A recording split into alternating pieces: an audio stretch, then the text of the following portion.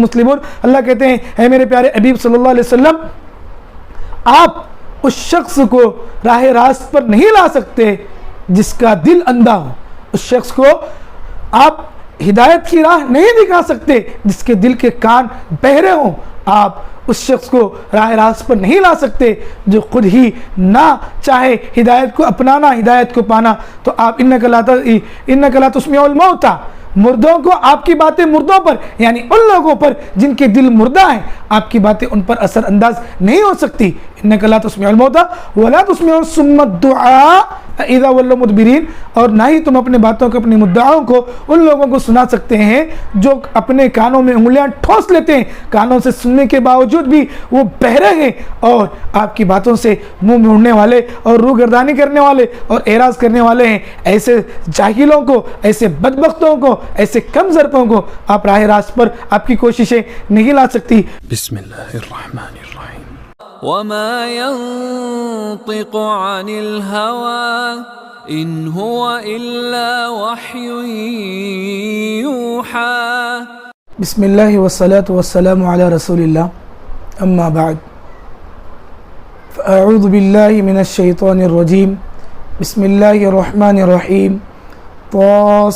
طاسین تلک آیات القرآن وکتاب مبین ہدی وبشری للمؤمنین الذین یقیمون الصلاة ویؤتون الزکاة وهم بالآخرة هم یوقنون۔ صدق اللہ العظیم۔ نہایت ہی محترم و مکرم ناظرین، آج ہم آپ حضرات کی خدمات میں 16ویں تراویح کا خلاصہ پیش کریں گے۔ یہ تراویح 19ویں پارے کے ثلث سے لے کر 20ویں پارے کی مکمل تراویح ہے، سوا پارہ ہے۔ اس میں سورہ نمل، سورہ قصص اور سورہ عنکبوت کا اکثری حصہ ہے۔ سورہ نمل، سورہ نمل، نمل کو نمل اس لیے کہتے ہیں، نمل کے معنی ہے چونٹی کے۔ کسی کا ہمدرد ہونا، کسی کا غمخوار ہونا، کسی کی حفاظت کی تدابیر اختیار کرنا، کسی کا اچھا سوچنا ایک اتنی اچھی چیز ہے، ایک اتنی اچھی عادت ہے، ایک اتنی اچھی صفت ہے، ایک اتنی اچھی بات ہے کہ اگر وہ ایک چونٹی، بے زبان مخلوق، چونٹی کی کیا حیثیت ہے؟ ناظرین آپ غور کیجئے، چونٹی پکڑنے سے ہاتھ میں نہیں آتی ہے، دیکھنے پر صحیح طریقے سے نگاہ میں نہیں آتی ہے، اتنی باریک اور چھوٹی سی مخلوق جس کی کوئی حیثیت نہیں، لیکن اس کے اندر ایک صفت، ایک عادت یہ آئی کہ وہ اپنوں کی فکر، اپنوں کا احساس اور اپنوں کی حفاظت کی تدبیر، اور اپنوں کے لیے اس کے دل میں چونٹی کتنی ہوتی ہے، اور اس کا دل، تو اس کے دل میں ایک اپنوں کی اچھائی اور بھلائی کا جذبہ تھا۔ تو اس بھلائی کے جذبے کی وجہ سے اللہ تبارک و تعالیٰ نے چونٹی کے نام کو قرآن کا ایک حصہ بنا دیا، مستقل ایک سورۃ النمل کے نام سے قرآن مقدس میں نازل فرمائی۔ ناظرین واقعہ یہ ہے کہ ہم سب جانتے ہیں کہ اللہ رب العزت نے حضرت سلیمان علیہ السلام کو ہواؤں پر، فضاؤں پر، سمندر پر، بحر اور بر پر حکومت اور سلطنت اللہ تبارک و تعالیٰ نے انہیں عطا فرمائی تھی، اور یہاں تک کہ آپ علیہ السلام پرندوں کی، چونٹیوں کی اور بہت ساری دوسری مخلوقات کی بولیاں سمجھتے تھے، اور ان سے اللہ تبارک و تعالیٰ نے انہیں بات کرنے کا اور ان کی باتوں کو سمجھنے کا ملکہ دیا تھا۔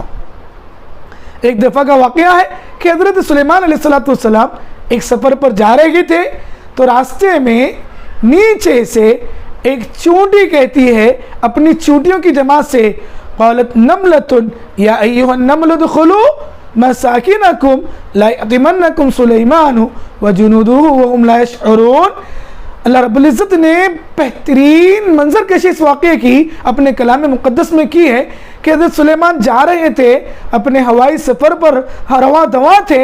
अल्लाह तबारक व तआला के हुक्म से, अल्लाह की कुदरत से अल्लाह ने हज़रत सुलेमान अलैहिस्सलाम को जो सल्तनत और हुकूमत दी थी उसमें हवाओं पर भी हुकूमत थी। आपका शाही तख्त हवाओं की फ़िज़ाओं की सैर कर रहा था। नीचे से एक चूंटी अपनी चूंटियों की जमात से कहती है कि ए चूंटियों की जमातों, चलो यहाँ से हटो, अपने अपने बिलों में चली जाओ।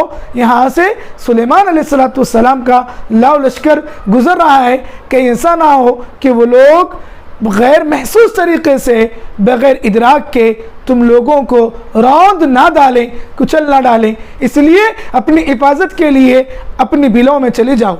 नाज़रीन, ये चूंटी का एक जज्बा था, उसका एक अपनी कौम के लिए, अपने लोगों के लिए दर्द था। वो चूंटी ख़त्म हो गई, वो चूंटी की नस्ल ख़त्म हो गई, उसकी कई नस्लें ख़त्म हो गई। हज़रत सुलेमान अलैहिस्सलाम के ज़माने को तकरीबन 4500 साल का ज़माना और अरसा गुजर गया, लेकिन अल्लाह ने हमेशा हमेशा के लिए उस चूंटी के जज्बे को, उस चूंटी के अपनी कौम के और अपनों के दर्द को अल्लाह तबारक व तआला ने उसकी लाज रखते हुए कुरान मुक़द्दस का हिस्सा बना दिया। जब एक बेज़बान जानवर, एक बेज़बान रेंगने वाली, ज़मीन पर रेंगने वाली अल्लाह की मखलूक, जिसकी कोई हैसियत नहीं, जो सही ढंग से हमारी निगाहों में भी नहीं आती है, लेकिन उसके अंदर एक अच्छाई, अपनों का दर्द, अपनों का दुख और अपनों का अपनाइयत का एहसास उसके अंदर है, तो अल्लाह ताला ने उसे एक मिसाल बनाकर दुनिया के लिए नमूना बना दिया और उसमें बहुत सारी हिकमतें समझने वालों के लिए बयान कर दी। नीज़ नाज़रीन, अगर ये जज्बा, ये तड़प, ये हमदर्दी, ये गमकारी, ये एहसासात अगर हज़रत इंसान की सिफत में आए, हज़रत इंसान की आदत में आए, हज़रत इंसान की ज़िंदगी का हिस्सा बन जाए, तो इंसान रश्के मलाइका और फरिश्तों से आगे बढ़ जाता है, आगे निकल जाता है। इंसान अपनी तबीयत की अच्छाई पर आता है तो वो फरिश्तों को भी पीछे छोड़ देता है। अल्लाह हिफाजत करे, हम सब की बुराइयों से मुकम्मल तौर पर हिफाजत फरमाए। अगर इंसान अपनी शरारत पर, अपनी खबासत पर, अपनी नफसानियत पर, अपनी अनानियत पर आता है तो वो शैतान मरदूद को भी पीछे छोड़ता है और शैतान भी इससे पनाह मांगता है। अलगर्ज़ नाज़रीन, मैं आपकी खिदमत में अर्ज़ कर रहा था कि हज़रत सुलेमान अलैहिस्सलाम गुज़र रहे थे, चूंटी ने ऐसे कहा, सुलेमान अलैहिस्सलाम ने उसकी बात को सुना और आप अलैहिस्सलाम रुक गए और रुक कर अपने जी में मुस्कुराने लगे। फ़तबस्सम ज़ाहिकम मिन क़ौलिहा व क़ाल रब्बी औज़िअनी अन अश्कुर निअमतक अल्लती अनअमत अलैया व अला वालिदैया व अन अअमल सालिहन तर्दाहु व अदखिलनी बिरहमतिक फ़ी इबादिक अस्सालिहीन। हज़रत सुलेमान अलैहिस्सलाम चूंटी की इस बात को सुनते हुए मुस्कुरा दिए, अपने जी मुस्कुराए और मुस्कुराते हुए अपने परवरदिगार के शुक्रगुजार हुए।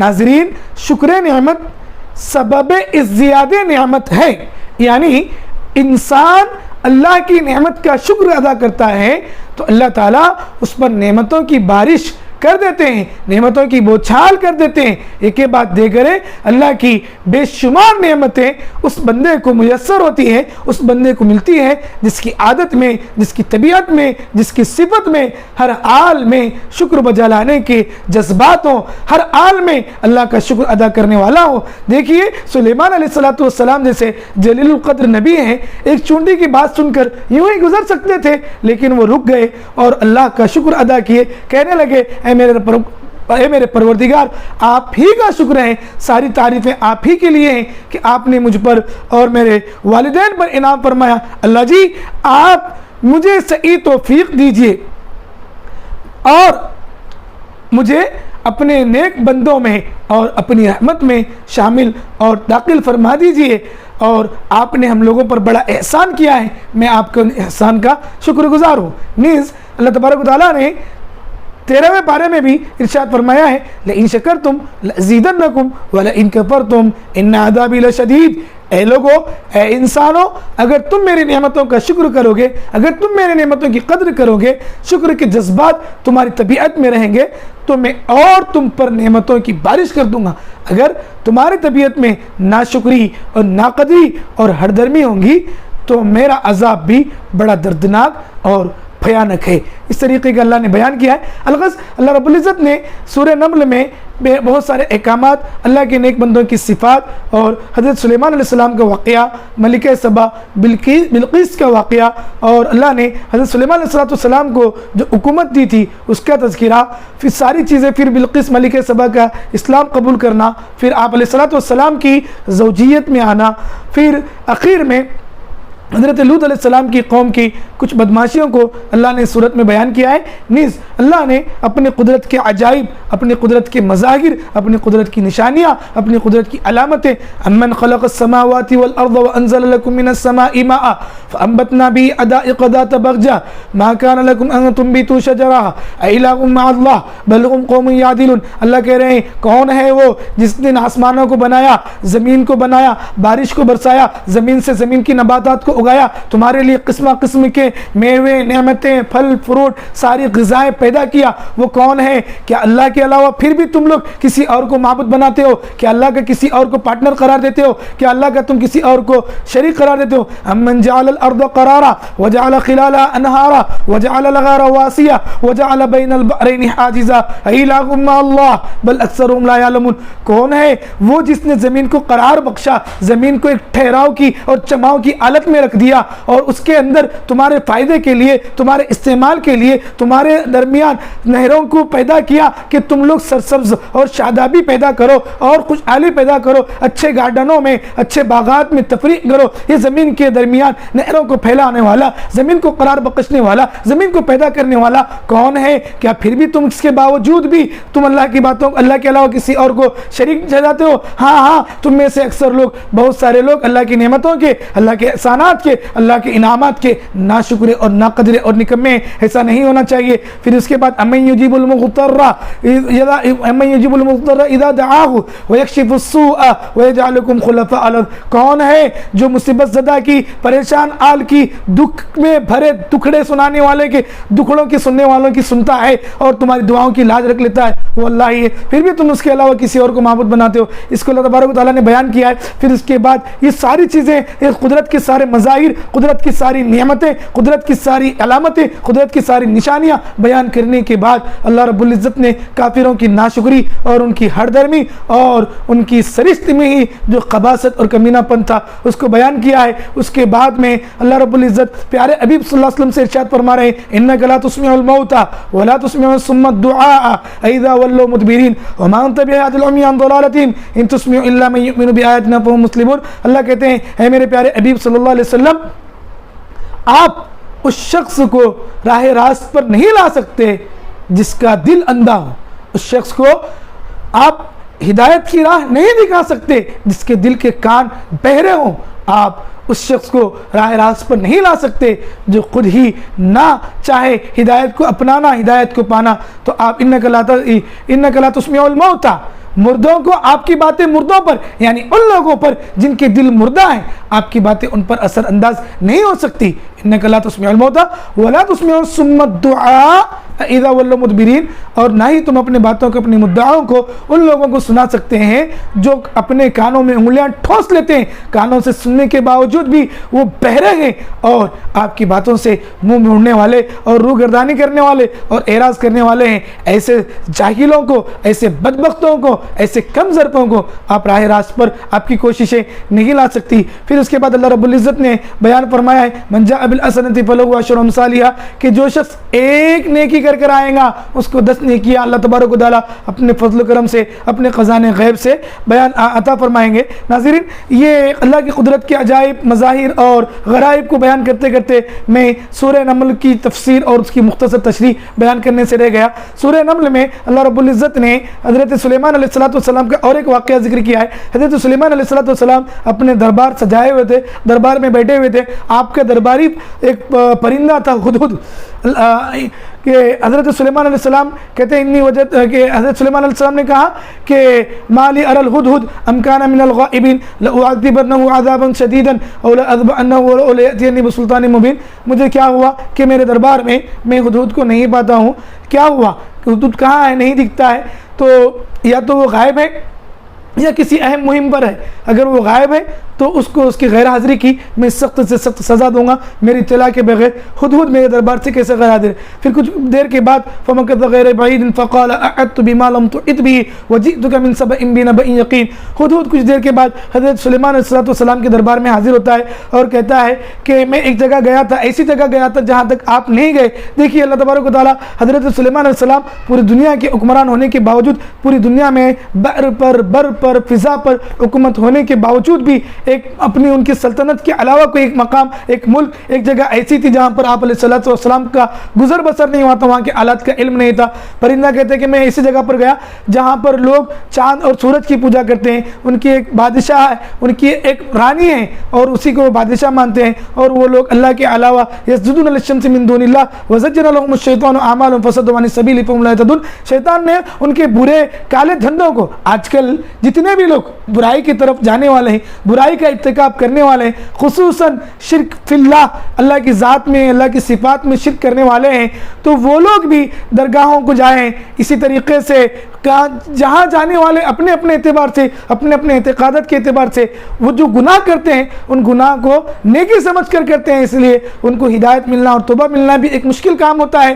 تو حدود کہتا ہے کہ شیطان نے ان لوگوں کے برے کاموں کو ان کے سامنے اچھا کر کے پیش کیا ہے, اور وہ برے کو ہی اچھا سمجھ کر انجام دے رہے ہیں, اور وہ چاند سورج کو سجدہ کر رہے ہیں, اللہ کو سجدہ کرنا وہ لوگ چھوڑ دیے ہیں. اس طریقے سے حضرت سلیمان علیہ السلام کے سامنے حدود ساری رودات اور ساری تفصیلات اپنے سفر کی سناتا ہے. حضرت سلیمان علیہ السلام وہ سننے کے بعد ایک خط ہدہد کے ذریعے سے ملکہ سبا کو, بلقیس کو بھیجتے ہیں. اس میں ہوتا ہے انہ من سلیمان و انہ بسم اللہ الرحمن الرحیم اللہ تعالی علیہ واتونی مسلمین. یہاں پر حضرت سلیمان علیہ السلام نے اللہ کا نام لے کر خط لکھا کہ اللہ کے بندے سلیمان کی طرف سے تمہارے لیے خط ہے, تم کسی طرح کی کوئی سرگوشی کیے بغیر, کسی طرح کی کوئی پلاننگ کیے بغیر, کسی طرح کی کوئی پالیسی کیے بغیر خاموشی سے بلا چوں و چرا ہمارے دربار میں اسلام کو قبول کر کے حاضر ہو جاؤ. تو ملک سبا وہ خط اپنے درباریوں کو, اپنے وزراء کو سناتی ہے. قالت یا ایھا الملأ انی القی الی من کتاب کریم, کہ اے میرے دربار کے درباریوں, میرے وزراء, میرے پاس ایک معزز خط ایک معزز ہستی کی طرف سے سلیمان علیہ السلام کی طرف سے آیا ہے. پھر وہ کہتے ہیں, تو پھر وہ لوگ کہتے ہیں کہ قالوا نحن اولو قوۃ واولو بأس شدید فالامر الیک فانظری ماذا تأمرین. وہ کہتے ہیں کہ بھائی دیکھو ہم تو بڑے طاقت والے, بڑے قوت والے اور بڑے چاہ والے ہیں, اگر تم کہتے ہو تو ہم ان سے لڑ لیں گے, باقی معاملہ آپ کے ہاتھ میں ہے, آپ جو بھی فیصلہ فرمائیں گی ہمیں مقبول و منظور ہے. ملکہ سبا ذرا سمجھدار, ہوشیار, دانا تھی. وہ کہتی ہے کہ نہیں, تھوڑا سا ہم سلیمان علیہ السلام کا امتحان لیں گے. کیا کریں گے ہم؟ انی مرسلۃ الیہ بہدیۃ فناظرۃ بما یرجی المرسلون, کہ میں ان کو بڑے قیمتی ہدیے, تحفے, وہ آج کل چلتا نا ٹیبل کے نیچے سے رشوت, الراشی والمرتشی کلاہما فی النار. یہ خیر حضرت سلیمان علیہ السلام کو جو بلقیس بھیجی تھی وہ رشوت تو نہیں تھی, لیکن وہ ایک اس انداز کی تحائف اور ہدایات ہیں جو انہیں حضرت سلیمان علیہ السلام کی خدمت میں روانہ کی. تو وہ لوگ لے کر آئے تو حضرت سلیمان علیہ السلام نے کہا کہ فما آتانی اللہ خیر مما آتاکم بل انتم بہدیتکم تفرحون. میرے رب نے, میرے مالک نے, میرے خالق نے مجھے دیا ہے, وہ نہیں دیکھتے تم, وہ اس سے بہت زیادہ بہتر ہے, تمہارے ہدیے تمہیں مبارک. اس کو تو کہہ دو کہ سدھر کے آ جائے ورنہ میں اس کے ملک پر حملہ کرنے والا ہوں. تو وہ سمجھ جاتی. پھر جا کے اس کے نمائندے اس کو حضرت سلیمان علیہ السلام کے دربار کی اور ان کے دربار کی پوری کیفیت کو, ساری چیزوں کو بتا دیتے ہیں. اس کے بعد وہ لوگ جاتے ہیں. جانے کے بعد پھر وہ وہاں سے جواب دیتے ہیں کہ میں مسلمان بن کر آ رہی ہوں. تو ان کے آنے سے پہلے حضرت سلیمان علیہ السلام کہتے ہیں کہ ایکم یأتینی بعرشہا قبل ان یأتونی مسلمین قال عفریت من الجن انا آتیک به قبل ان تقوم من مقامک وانی علیہ لقوی امین. عفریت نامی ایک جن آپ علیہ السلام کے دربار میں تھا.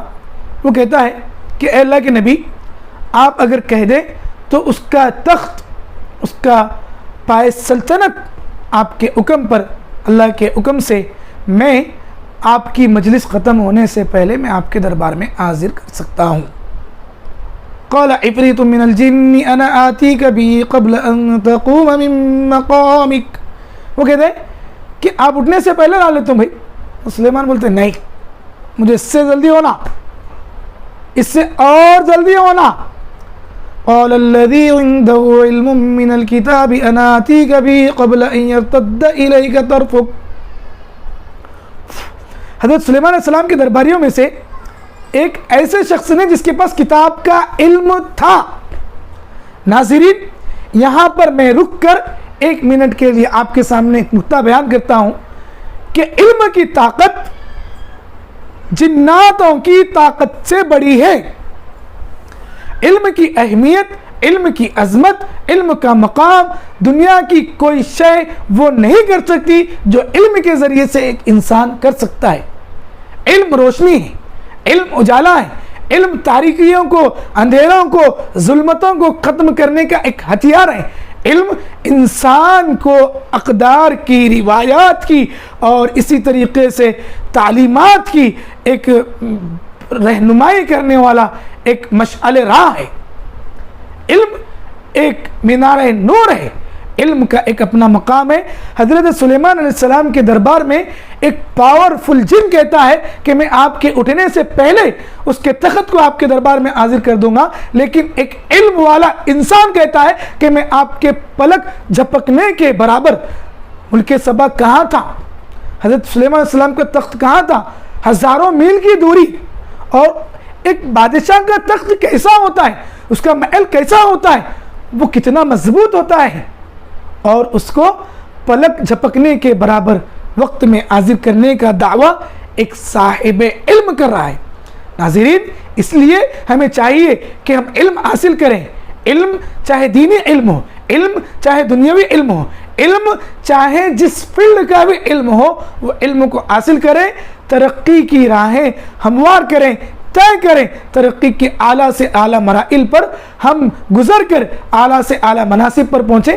ہمیں یہ ترقیاں مبارک ہو، لیکن یہ ان لوگوں کے لیے جو محنت کرنے والے اور جد و جہد کرنے والے، کوششیں کرنے والے، ان لوگوں کے لیے۔ میں عرض یہ کر رہا تھا کہ وہ انسان نے کہا کہ آپ کے پلک جھپکنے کے برابر دیر میں آپ کے سامنے، اور حضرت فلما رآہ مستقرا عنده قال هذا من فضل ربی، واقعتاً اس بندے خدا نے جس کو خدا نے علم کتاب دے رکھا تھا، حضرت سلیمان آنکھ بند کر کے کھلنے کی اتنی دیر میں ملکہ سبا کا تخت لا کر آپ کے دربار میں حاضر کر دیا۔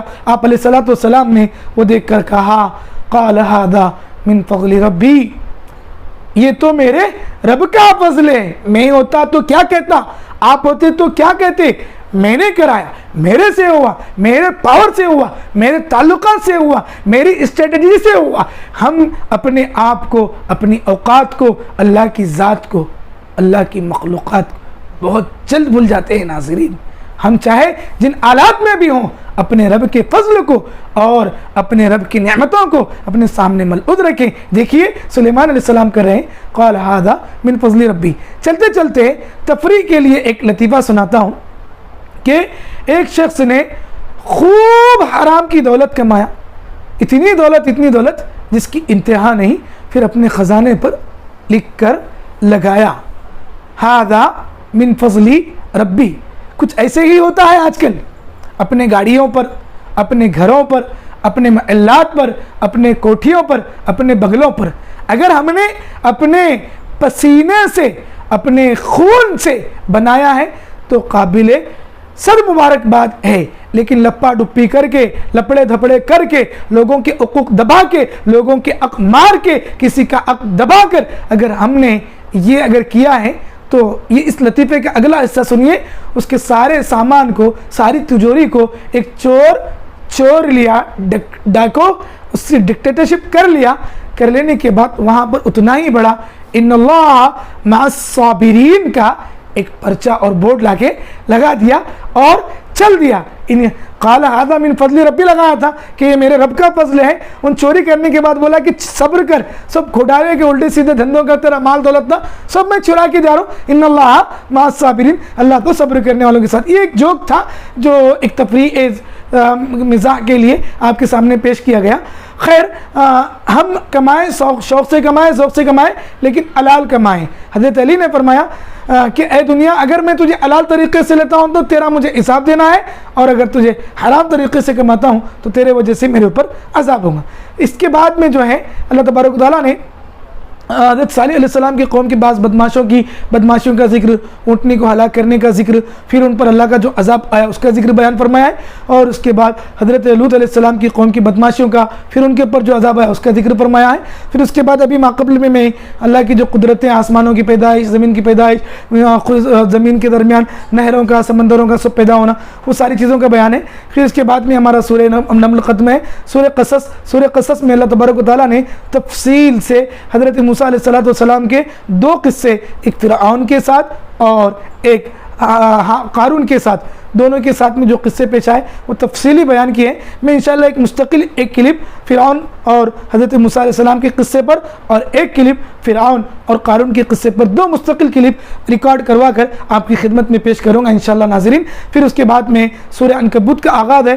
سورہ عنکبوت میں بھی اللہ تبارک و تعالیٰ نے بے شمار اپنی قدرتوں کا اور اپنے احکامات کا ہلاک ہونے والی قوموں کا بیان فرمایا ہے. وہ ہلاک ہونے والی قوموں میں لوط علیہ السلام کی قوم ہے, شعیب علیہ السلام کی قوم ہے, انہی لوگوں کا بیان ہے. پھر اللہ نے جو فرعون کو ہلاک کیا, حامان کو ہلاک کیا, قارون کو ہلاک کیا, پھر کسی کو زمین میں دھسا دیا, کسی کو آگ میں جلا دیا, کسی کو سمندر میں غرق کر دیا, وہ اپنے عذاب کا بیان کیا ہے. پھر اس کے بعد اللہ تعالیٰ نے ایک مثال بیان کی, مثل الذین اتخذوا من دون اللہ اولیاء کمثل العنکبوت اتخذت بیتا وان اوہن البیوت لبیت العنکبوت. بیت العنکبوت جانتے ہیں؟ بیت العنکبوت مکھڑی کے جالے کو کہتے ہیں. اللہ تعالیٰ ایک مثال بیان فرما رہے ہیں کہ جو لوگ اللہ کی ذات میں, اللہ کی صفات میں کسی کو شریک کرتے ہیں, ان کی مثال, ان کے اعتقاد کی مثال, ان کے اعمال کی مثال, ان کی زندگی کی مثال, ان کے حرکات اور سکنات کی مثال, ان کی حیات اور کیفیات کی مثال اس مکھڑی کے گھر کی طرح ہے جس کو ایک مکھڑی نے بنا لیا, مکھڑی کا جالا جس کی کوئی حیثیت نہیں, جس کی کوئی حقیقت نہیں, اور یوں ایک بس ایک ہوا کے جھونکے میں ٹوٹ جاتا ہے. تو ان کے اعتقادات کا بھی وہی حال ہے. اللہ رب العزت کہہ رہے ہیں وَتِلْكَ الْأَمْثَالُ نَضْرِبُهَا لِلنَّاسِ وَمَا يَعْقِلُهَا إِلَّا الْعَالِمُونَ. یہ مثالیں جو ہے اللہ تعالیٰ لوگوں کو سمجھنے کے لیے, لوگوں کو راہ راست پر آنے کے لیے بیان کرتے ہیں. اس کے باوجود بھی لوگ ان باتوں کو نہیں سمجھتے, صرف ان لوگوں کے جو تھوڑی بہت سمجھ بوجھ رکھنے والے ہیں. پھر اس کے بعد اللہ تعالیٰ کہتے ہیں کہ یہ نشانیاں, یہ عبرتیں, یہ مثالیں صرف اہل ایمان کے ہی کام میں اور فائدے میں آتی ہیں. اس کے بعد میں 20ویں پارے کا اختتام ہے.